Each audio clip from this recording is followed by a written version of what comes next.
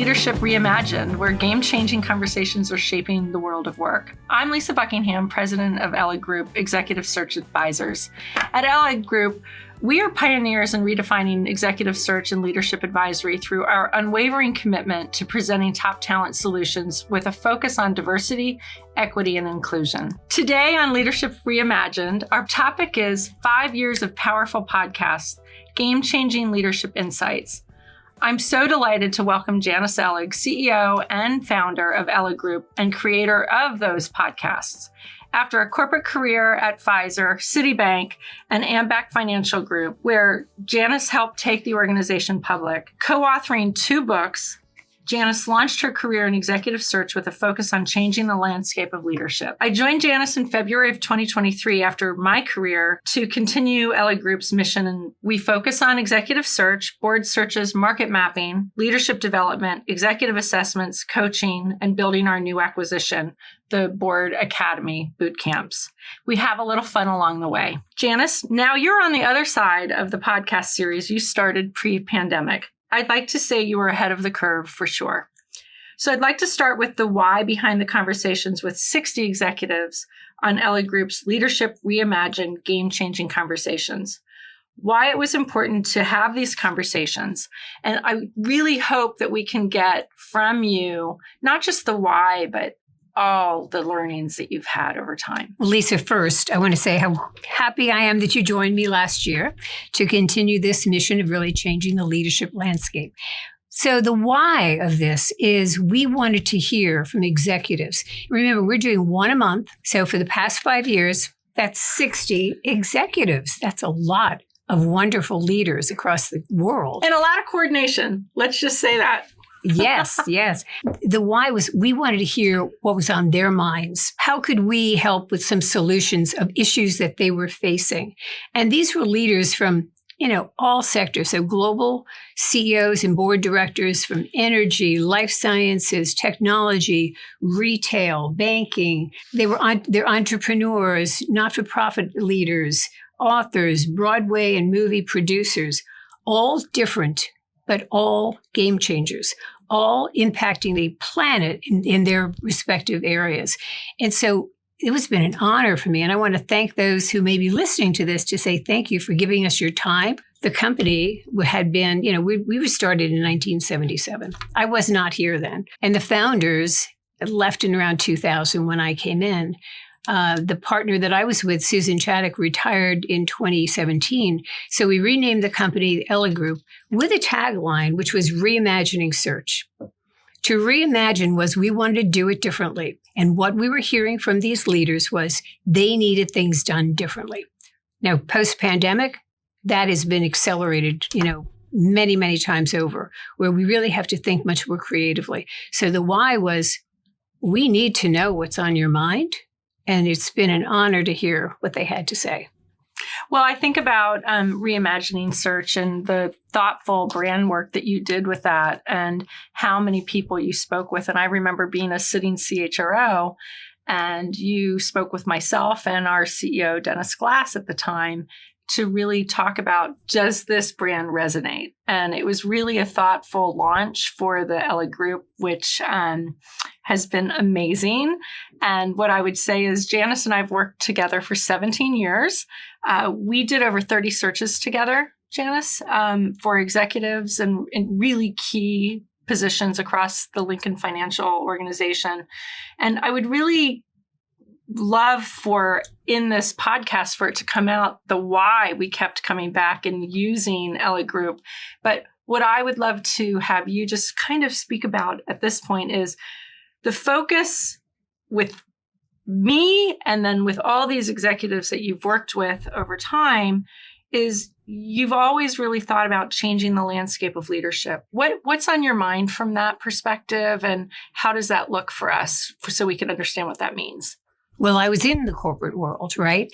And so I saw up close and personal how women were not at the table with a voice. They might have had a title, they might have had the compensation, but they did not get that recognition in terms of the decision making.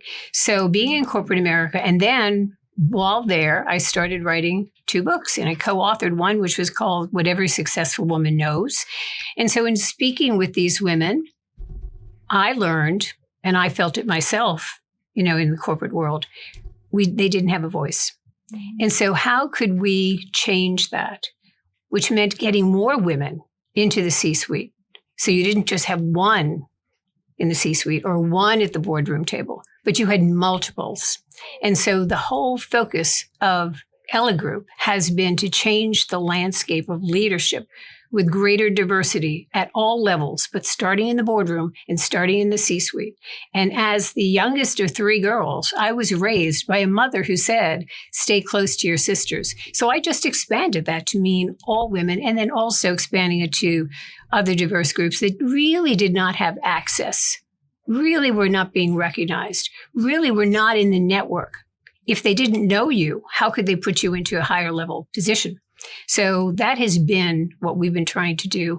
And something else that was aligned with that was the Breakfast of Corporate Champions, which we launched when I was president of the Women's Forum of New York, to recognize those companies that were above the national average of female representation on their boards. So in 2011, female representation on the S&P 500 board was 16.7%.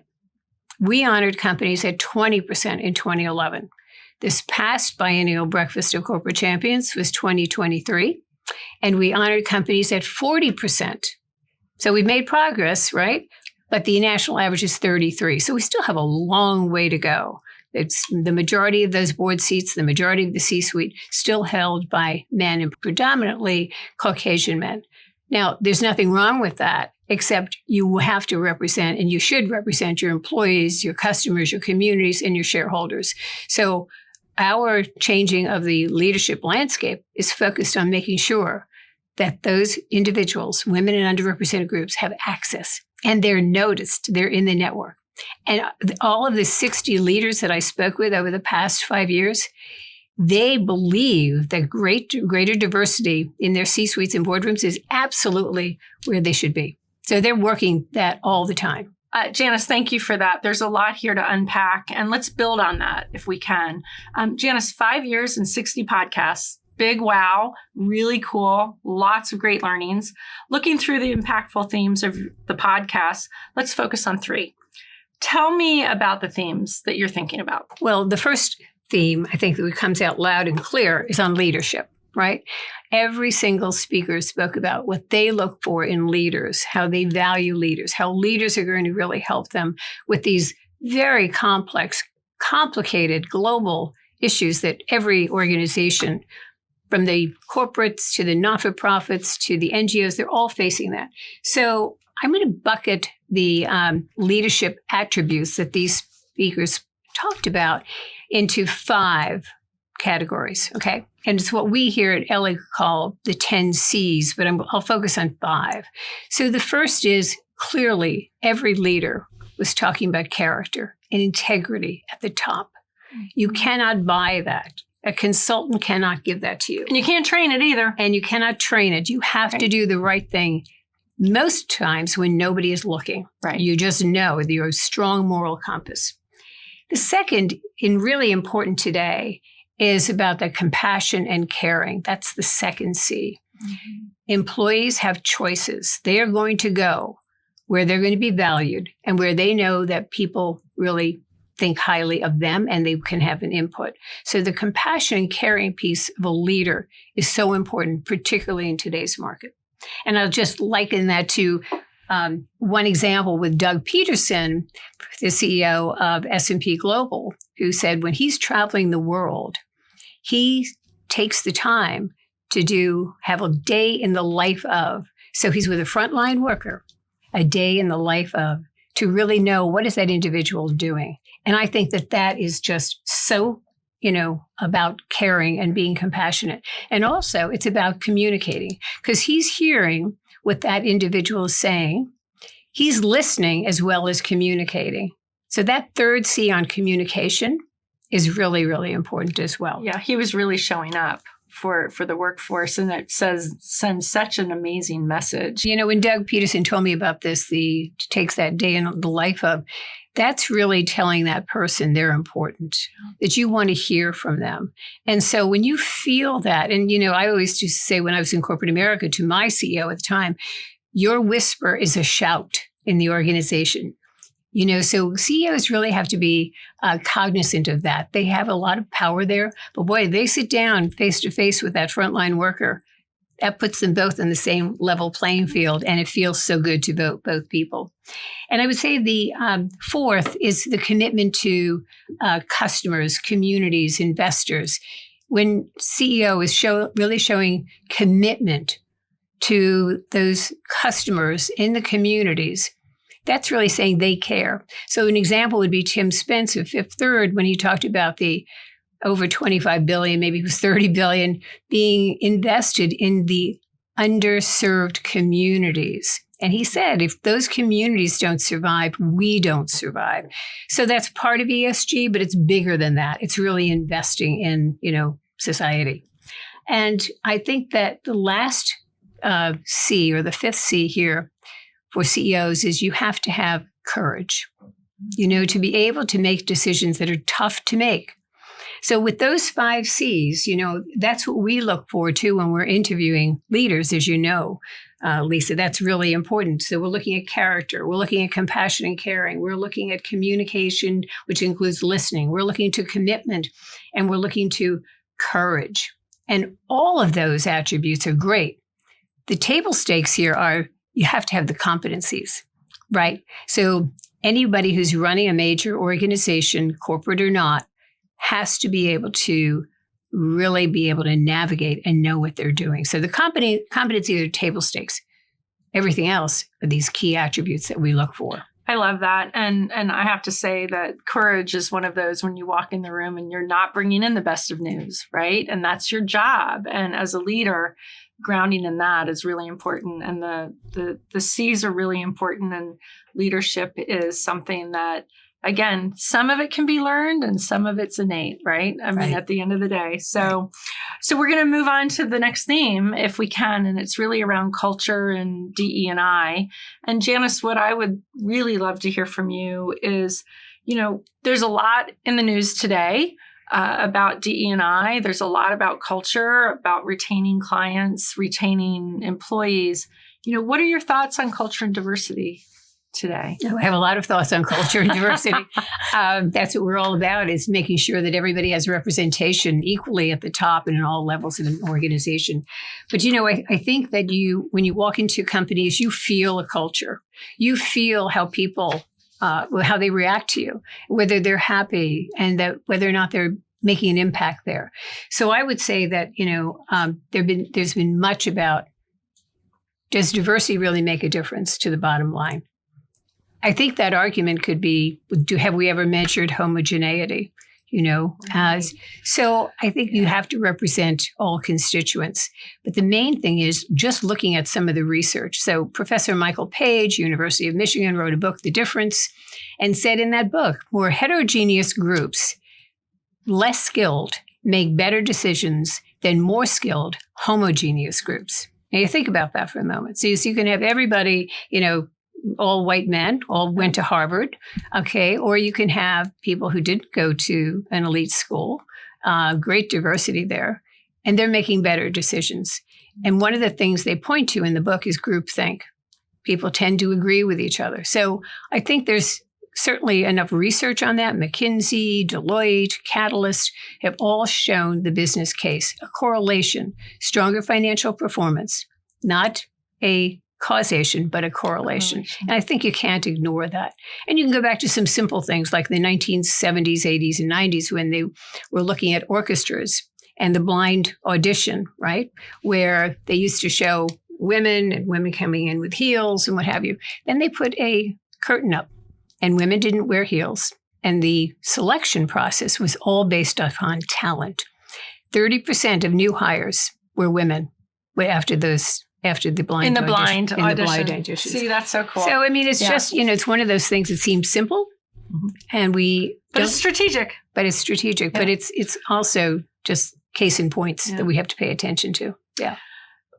That's really powerful. And I know there's a lot of, taking bias out of the recruiting system in many ways. And we can talk about that at another time. But our third theme that I wanted to really dig into was really... Before we go there, can I just say that all of the speakers really talked about DEI and the importance of it in their organizations. And some like Sally Krawcheck talked about the importance of women's empowerment and through their having their financial independence. Robin Washington talked about inclusive cultures and the role of the board, making sure that the cultures were inclusive. Julie Sweet from Accenture talking about diversity. It would be so nice when it's just the norm. We don't even have to talk about it anymore. And Ron O'Hanley with Fearless Girl, that was symbolic, and she's now on Wall Street. I'm not looking at the bowl, but she's at Wall Street. And then Jeff Sonnenfeld of Yale talking about female CEOs and how important it is to have more of them at the, running companies. Carla Harris from her experience of being on Wall Street and how difficult it was. And so many other women that I spoke to on the podcasts, but to do it one person, one company at a time, and it will make a difference. So I could go on with all of these different speakers from, the corporate world to those in theater and Broadway, like Sarah Megan Thomas and Daryl Roth and Kathy Engelbert of the WNBA. So sports, theater, corporate. I mean, it is important to have greater diversity in all of these organizations at all levels. And these speakers agree with that. And they're making a difference. Mike Wirth, who's the CEO of Chevron, he says, I'm in the oil and gas industry. He said, I have 50% women on my board and diversity as well. He said, he said, every single one of them are just qualified beyond being a woman. So there really is no reason not to have that diversity in your organization. And just thinking about all the folks that you've spoken to and bringing up those names and the courage they've had to bring up DE&I conversations. Absolutely. Yes. Yeah. So they've had incredible. The courage to say, whatever people may say with legislation and are we being fair to everybody, you have to look at who's been running these organizations, who's been the majority in the boardroom, and don't you have to have all boats rise? So, Janice, thank you for that. And, the third area that I really wanted us to focus on is changes in the workplace. I know for sure during the pandemic, I was calling you a lot. You were giving a lot of advice. I spoke to a lot of CHROs and others really around what was happening on a daily, hourly basis for that. We all worked really thoughtfully together to think about what does the workplace look like. Let's talk about your learnings and the thoughts of the future of work. And I know it will be grounded in some of the conversations that you've had with many of these amazing speakers, but you also have some pretty strategic thoughts there as well. Yeah, well, let me go back to the speakers again, because I think that's the foundation by which we are really changing a lot of how we are helping our clients with consulting assignments. And that is to really look at the workplace differently than they've ever looked at it before, because leaders today are going to have to look at each employee in terms of their needs. Again, the employees have choices. One size does not fit all.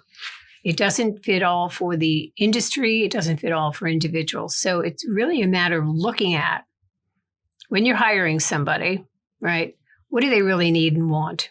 Is there going to be a contract here where they're going to feel really good about coming into this company? And can you deliver on what they're looking for, meaning developing them, moving them up?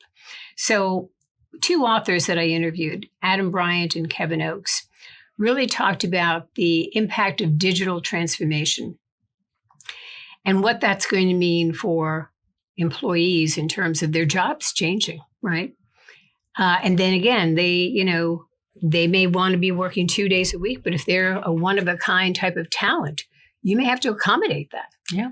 And if they are not, then maybe they're not right for you. But then that's a harder conversation, It's right? a harder conversation. But it's really, people have personal choices. And so there has to be an agreement, sort of a new deal, a contract between the employer and the employee. And it doesn't have to be, onerous. I think it's a matter of people talking to each other. Yeah. In terms of what's our agreement in terms of coming into an organization. Janice, can I push on you a little bit on that? at the lower levels in the organization, when people have a 9-to-5 job, I don't think there's as much strategic flexibility, if you might. But as you get more senior and you're bringing thought leadership, strategy into the organization, I think that really does make a lot of sense from a flexibility perspective. But you run a beautiful business and you want the phones answered. So you absolutely, you've created a very flexible working environment. You made massive changes post-pandemic with the organization. And we are a hybrid company, but we still are there for our clients. So how did you get there when you were switching from pre-pandemic to post? Well, we were all home, weren't we? Everybody was working from home for like a year and a half. But I think what we did here was to say, we're going to have to service our clients 5 days a week, right? Yeah. And sometimes 7 days a week, because they send us a note or a text message on a Saturday evening that so-and-so can't make that interview meeting. So you have to be responsive to your clients. That's what I'm saying. One size does not fit all. You really have to look at who are your clients, who are you serving, and what do you need to do for them? And then your people, right? Yeah. So we are in the office Tuesday, Wednesday, and Thursday, and working remotely on Monday and Friday. It works for us. But like I said, if there's something that comes in over the weekend, we're going to respond to that too. I think for the large corporations, when like Accenture, over nearly 800,000 employees, this is really tough in terms of how are you going to meet your client needs and your employee needs at the same time. And I would say within each organization, things may be handled differently as well. It takes a creative leader. It takes a creative leader who has the courage, to make different choices and set up different policies depending upon what the needs of the company are. There was a book that Deanna Mulligan, former CEO of Guardian, wrote, and she was, again, a podcast guest. It's called Higher Purpose, HIRE, meaning higher purpose and higher purposefully. And it's really her book focuses on reskilling the workplace within your company. And when I did that podcast, I said to Deanna, I said, but suppose, you've reskilled people and then they go and they leave. She said, but that's good for them. And then it's good for us if we get somebody who's reskilled from another company. Mm-hmm. So if you can make everybody reskilled throughout the country, if you can give people training and education all across, different levels and positions, everybody wins. And so I think the workplace of tomorrow is changing daily. And we just have to keep our eyes open about that, because we don't want to lose great talent. Absolutely. And great talent should also recognize that they have a responsibility to that company and to those clients that the company is serving. So it's a two-way street. It is a contract. Yeah. It is an understanding. Like a social contract, right? I mean, at the end of the day. But you have to talk about it, and so your leaders have to talk about it, not worry about litigation or things. We just talk openly as a person, people to people. Yeah. When at Lincoln, we talked a lot about shared responsibility when it came to upskilling and digital transformations and things like that. And it really did bring all of us along together. So it was a, combined effort, if you might. So Janice, I'm going to switch over a little bit to strategic planning, if that's okay.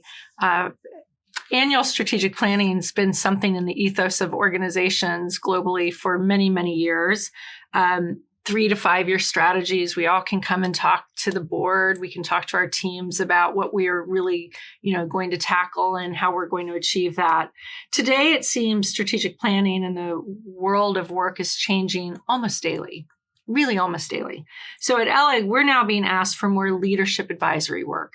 What do you think is happening? Why do you think we're getting those phone calls? And, I would love to just hear your thoughts about the landscape of what's happening on the leadership side. Well, I think when it comes to strategic planning, every company has had to pivot and adjust their strategic plan during the pandemic, right? Mm-hmm. And, oftentimes the strategic plan is, put on a shelf That's not where it should be. It's a living, breathing document, and you want it to really speak to your employees, and that's why leaders have to really be good communicators in terms of where are we going, how are we steering this ship, and are we going in the right direction? Are we going to the right ports? Are we carrying the right products? Do we have the right team on board? So strategically, every company, every board needs to be reviewing that because the world is changing so rapidly. And I do think that, AI and other technology advances are going to change directions for a lot of different companies. So it's really reshaping world economies, reshaping how a company is really moving forward. And I think that you have to really leverage, as Stefan Tanda, CEO of Aptar, said to me, you really need to leverage the power of your people and your products in all strategic planning. It's about talent. Yeah. And I mean, if you don't have good people in the right jobs at the right time, you don't have anything. Right? Yeah. Yep. And you and I have both had phone calls over weekends, holidays, things like that, where they want the board wants to hear from you or from me around ideas when they're challenged with something. And I think that helps augment their strategic planning process, or if it might be just a one hit or, something really on their mind today. From that perspective, you're seeing a lot of day-to-day changes in people's strategy. And if a key talent leaves the organization, there's a reset button that gets hit. And this is where you can come in as well. Mm-hmm. I think, to be a good consultant, it really takes listening. So what is the issue we're trying to solve for, right? I mean, what is on that executive's mind? And I often think, I used to be, again, as I said, in corporate America, and consultants would come in and say, well, this is what you need to do. I don't think you tell leaders what they need to do. I think you listen to them and you offer alternatives. Mm-hmm. Or you say, well, you know what? We're not really prepared to do that, but we have a strategic advisor who we know can help you. So we've tried to surround ourselves here at Ellig Group with strategic advisors, partners, who we can say to our clients, this is the person maybe you should talk to about that. And you're really sharing the wealth of knowledge that's out there, even though it's not under your roof, so to speak. And I think that's one of the things leaders need to do, is to make sure they have the best advisors. And so we try to do that in the talent area. And if we think that, boy, this is crisis management, you need somebody to come in on reputational management, we can offer who might be good at that. And that's, these have been so many aha moments in terms of doing the 60 interviews that it's hard to put them all together, but there are a couple that I have. Yep. But that also shows that we might not be able to help everybody, but we have amazing people that can also help and guide organizations, which goes back to where you started on relationships. Yeah. You have to know what you're really best at, and then be able to offer that. And where you can't, that's when you have to bring in others. And I think you have to be honest with yourself and with your client about what you can and can't do. And I think that's our moral compass. Yeah. That's really the way we steer this ship. Janice, that is so amazing. Given what you've just talked about, given the year that we just had, walking into and focused on 2024, you've painted a picture. What are you seeing for 2024 in search and leadership advisory? Well, I think 2024 is going to be a good but a tough year. I don't care what business you're in, you really have to pay attention to those socioeconomic, geopolitical winds that are out there that, it's changing every day. So I think it's going to be good but tough. I think there are going to be opportunities, but with challenges. I think there are going to be winners and losers. I think the leaders will do much more listening to the front line. And they'll focus very much so on talent and culture. And they're going to look, the CEO can't do it all. And I see almost a reimagining of the C-suite and the board will be looking at the C-suite too. Is this team, if they have an expertise in finance or marketing or cyber, is this team reporting to the CEO? are they still able to swim in multiple lanes? Just like a board should be able to swim in multiple lanes. You can't just be this cyber expert around the boardroom table. Well, so too in the C-suite. So I think there's going to be a reimagining of the C-suite. Do we have the right leaders to pivot, to be agile enough to really make a difference for this company and to grow it going forward? So I think there are many challenges, and therefore for those of us as consultants, as advisors, in talent, in executive search, in assessing leaders, there's going to be a lot of great opportunities to help those leaders assess if they have the right talent in those positions. And I think that reinforces the entire conversation around being a good colleague, being able to influence, being able to help your colleagues as well to really navigate in these uncharted times, which is really cool. Yeah. Janice, thank you for that.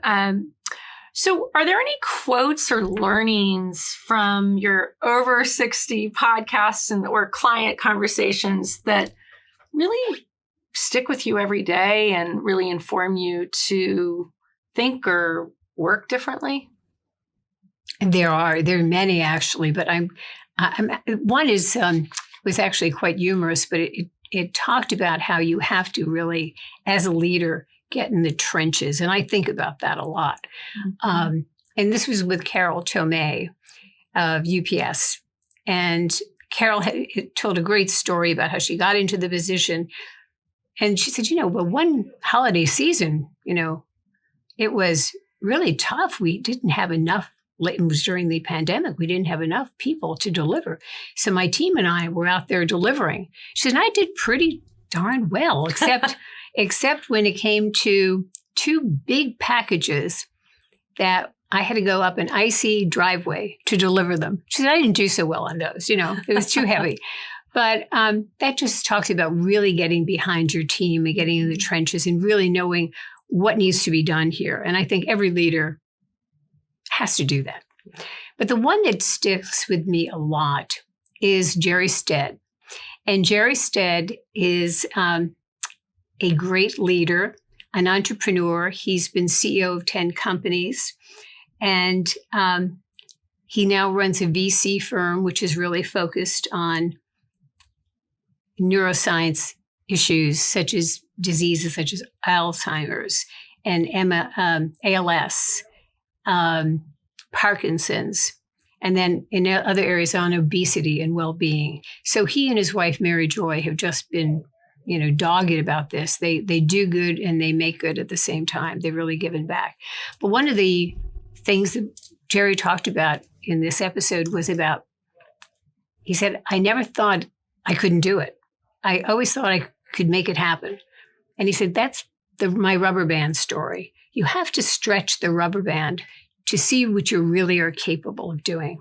I said, but Jerry, the rubber band can break. He says, yeah, sometimes it can break, but you know where the breaking point is and you've really stretched yourself. So I think about that in running this business, growing the business. What lines do we want to serve? What sectors do we want to serve? What offerings do we want to have? What's going to make, us successful? It's the success of our clients. Yeah. And so when he talks about stretching the rubber band, and sometimes I do it a little bit too much with my people here, but that's okay. They're used to me. So that's one of the big things that I think about all the time, Lisa. Yeah, I don't think you stretch us. You're giving us opportunity to grow more, honestly. And thinking about that, I've had those moments like I scratch my head when you say, well, we're not good at that. Let's give that to somebody else. Let's refer them to a different firm. And, but that's been a terrific learning for me that, if we can't do it really, really well, we're not going to do it. And right. that is our reputation, which right. I've learned so much over the past year. Janice, as we started the podcast today, we were talking about the last 5. We also sprinkled in that we're focusing on the next 5. And what are you most excited? Let's just stick to 2024 today.